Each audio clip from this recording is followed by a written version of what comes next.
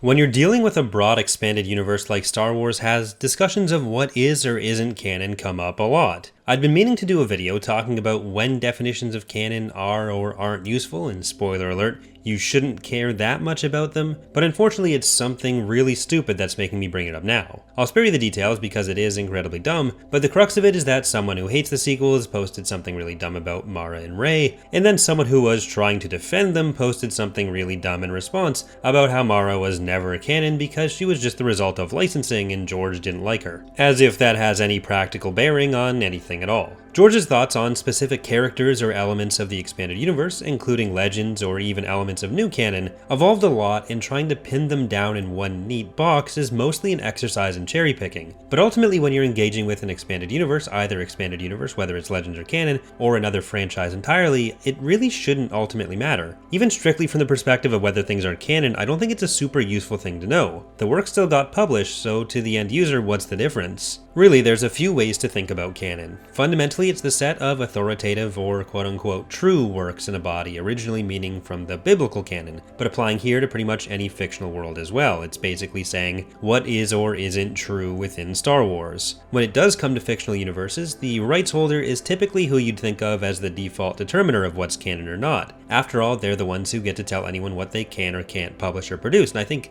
that's really the important part about what makes them the determiners of canon, not really the fact that they have the legal right to be it. By this metric, Lucasfilm is the arbiter of canon, currently as owned by Disney, formerly as owned by George Lucas. But what does that mean in practice for anyone actually reading or watching Star Wars books, movies, shows, or whatever else? I run a lore channel, so obviously I care about what is or isn't canon to some degree, and I spend a lot of time looking at how different books or comics or games fit together. It's not the sole determining factor for me, but one of the things I love about Star Wars is that we have these years or decades of all these built-up stories for this universe, going through a long history of events and developments with different takes from different authors on how that would look. So I personally think that the corporate definition of canon is whatever the rights holder decides, being the start and end of the discussion, isn't an especially useful way to think about it. It gets somewhere near a useful definition like I mentioned, but only accidentally. Star Wars isn't some record of historical events with whichever arbiter of canon determining which set of events are true or not. I hate to say it, but none of them actually happened. This is why I think if you're going to care about canon, unless you're really concerned about what a corporation thinks, whether that be Disney or someone else, it's best to think about what its actual impact will be on what you're reading. The only reason I care about what's canon or not isn't because it's in some official document somewhere. It's because of what it means about how things are meant to fit together, or if they're going to fit together, and whether or not you might be able to expect certain events to be built on in the future. If I'm reading, say, the Thrawn trilogy and the X-Wing novels, I'm going to consider them canon to each other because they were built off of each other and tend to be part of a larger story,